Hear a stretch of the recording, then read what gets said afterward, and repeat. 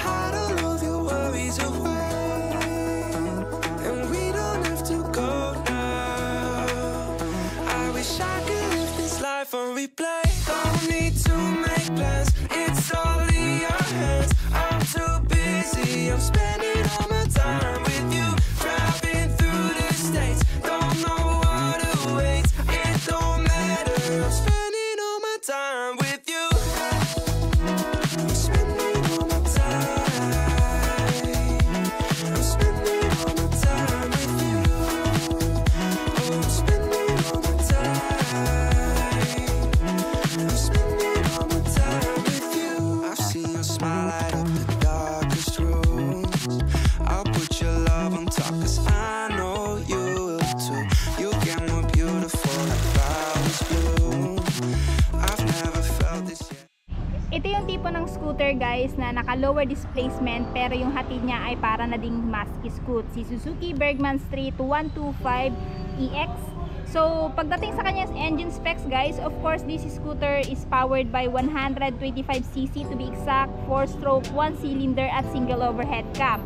Ito din guys ay naka-FI na, so makakaasa kang matipid na din to sa gasolina. Siya ay merong max power na 6.3 kilowatts at 6,500 RPM and max torque of 10.0 Nm at 5,000 RPM. So makakaasa ka guys na itong motor na to ay magbibigay sa inyo ng power at torque during your long ride or short ride. Pagdating naman sa kanyang ground clearance guys, itong motor na to ay kayang abutin ng kahit na 5 flat or kahit na 4.9 dahil meron lang naman siyang mababang seat height na 780mm at may ground clearance na 160mm. So sa malalaking humps na Pinas, hindi na madaling maabot yung ilalim na bahagi ng motor na to.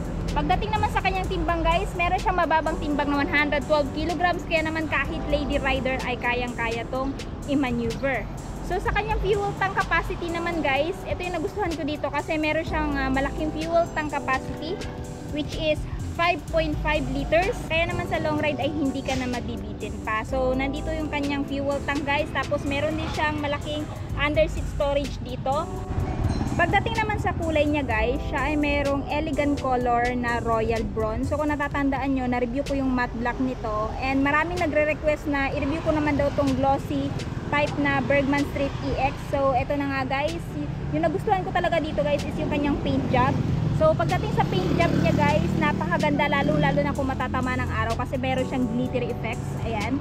So color combination niya guys is itong royal bronze at saka itong silver. Then pagdating naman dito sa kanyang handlebar hanggang dito sa kanyang footboard, napakaganda na din. So premium na premium yung looks guys, talagang napaka-elegant sa personal. At the same time sinamahan pa ng seat cover na naka-leather na naka-two-tone din na color combination is brown and black. Tapos kung mapapansin nyo guys, naka-stitches na yan. So masasabi mo talagang gawa siya sa premium quality materials. Plus, ayan, napaka-foamy na din ang kanyang seat cushion. So makakaasa kang sa long ride, hindi na masyado sasakit yung puwet nyo dito. Ayan, generous na siya guys, maging dito sa upuan ng angkas. So dito tayo sa kanyang front look. Dito sa front look guys, naka-chrome na din yung banda dito. Ayan. So talagang pinangatawanan ni Suzuki yung pagka-elegant ni Suzuki Bergman Street 125 Plus.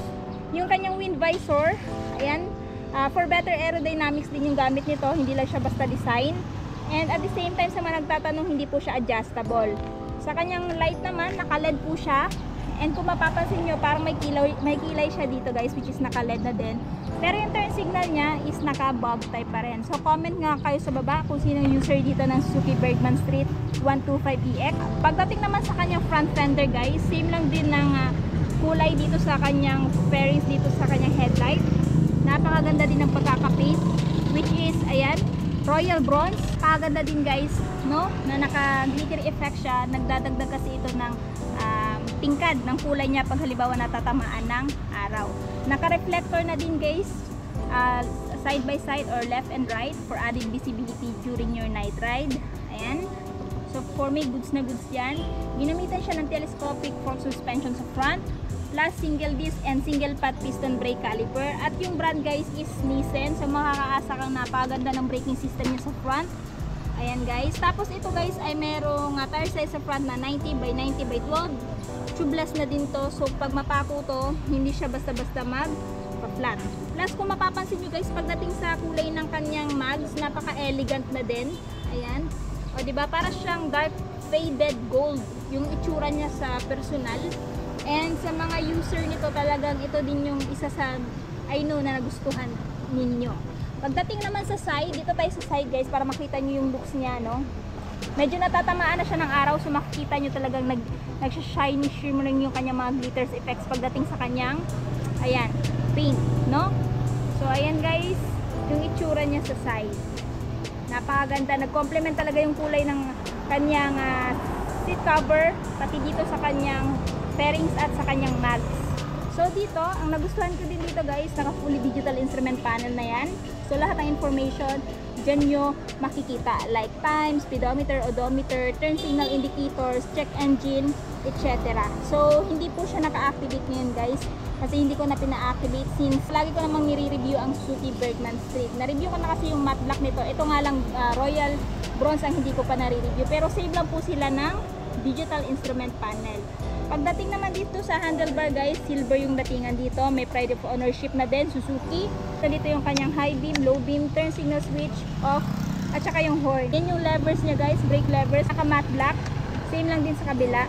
And sa right side, nandito yung kanyang electric start. Ayan, at saka yung kanyang stop and start system. Plus, yung in-upgrade nga pala pagdating ni Suzuki kay Bergman Street guys, tahimik na lang po yung kanyang engine sound if ever i-start nyo po itong scooter na to. And yung kanyang stop and start system, so if ever naka-activate yun, 3 to 5 seconds na hindi tumatakbo tong motor na to, automatic shut off yung makina niya. In that way, mas makakatipid kayo sa gasolina. Ayan.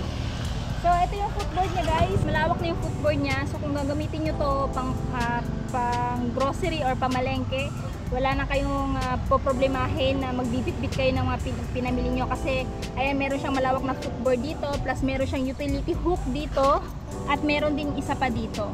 So for me, goods na goods yan. Sa front pocket guys, meron siyang malalim na front pocket dito, maging dito sa kabila. Ayan, tapos meron na din siyang built-in charging port. Ang kinaganda dito guys, no, hindi na kayo bumili ng USB adapter. Saksak nyo na po diretso yung phone niyo. At habang naglo-long ride kayo mga kasakay, yung pagdating nyo doon sa pupuntahan nyo, full charge kayo. Ganun kaganda si Suzuki Bergman Street EX. Ayan. So dito sa side, ayan guys, meron siyang Bergman na name dito, which is naka-emblem na, no? Naka-emboss yan guys, premium yung datingan. Ayan. Diba? Tapos yung kanyang sticker na Street EX. Nice. Tapos dito yung silver na kulay. Nakamat yan guys. Tapos yung SEP, which is Suzuki Eco Performance. Napakalinis na po yung buga ng tambutso niya kasi nga equipped na siya ng SEP. Ayan, SEP Alpha. Foot peg ng angkas. Ayan, kung wala kang angkas, pwede mong i-fold ng ganyan. Meron po siyang bracket dito na kung saan pwede mong tanggalin kung gusto mo magpa-install ng top box. Pero kung ayaw mo naman, ayan, pwede din. Hawakan naman ng angkas to actually. Ito yung gamit nitong kanyang bracket dito sa likod. No? So, ayan guys, napakaganda din yung pagkakamount. Ayan, hindi siya madaling, alam niyo, maalog. So, fully secured yan. Pagdating sa tail guys, naka full assembly siya. So, magkasama po yung turn signal doon sa brake light niya. So, sa turn signal guys, naka bulb type. And dito sa brake light niya, modern na din guys kasi naka LED na. Tapos dito may ilaw pa rin siya ng plaka. And naka reflector na din. Ayan, tapos yung plate holder niya dito. At saka yung napaka-lapad niya na rear fender para pag idadaan nyo sa putik-putik, hindi na saan-saan tatalsik yung mga putik, no? Tapos dito guys, sa likod, ginamitan nga pala siya ng monoshock unit swing suspension. Tapos meron siyang tire size sa likod guys na 100 by 80 by 12. 12 inches na siya guys. So mas pinalaki yung tire niya. So mas advantage to dun sa nauna at ito yung in-upgrade ni Suzuki pagdating dito kay Bergman Street. Pagdating naman sa kanyang mags or cast wheels, same lang din po ng kulay doon sa front. And pagdating dito sa kanyang tambucho guys, ayan, meron na din heat guard para hindi mapasok ang angkas mo or ikaw pagsasampa dito. Tapos meron din siyang silver na exhaust end cap dito. And nga pala yung braking system is drum brake pa rin. Ayan. So comment down below if ever gusto nyo itong upgrade ng disc brake ni Suzuki. Malay nyo by year 2025 or 2026. Diba? So kung interested kayo dito kay Bergman Street 125EX guys, Royal Bronze. So ito ngayon guys ay merong updated price na 93,869 if spot cash. Pero kung gusto nyo ng hulugan, down payment is 5,000 at yung monthly sa 3 years na 4,394 at syempre hindi mawawala yung rebates na 200 to 300 if advance. Pero kung gusto nyo po ng ibang bracket, meron po silang 24 months at saka 12 months na bracket. Naka-promo po siya. So meron po siyang free 10 kilos of rice, tapos free 300 worth of gasoline, free riding jersey at free sports riding jersey. Ito nga pong scooter na to guys is available lamang sa RCM Suzuki 3S Abad Santos Street, Tagum City. Ilalagay ko na lang po yung full address sa description box at dito sa screen para po mas makapag-inquire kayo regarding sa scooter na to.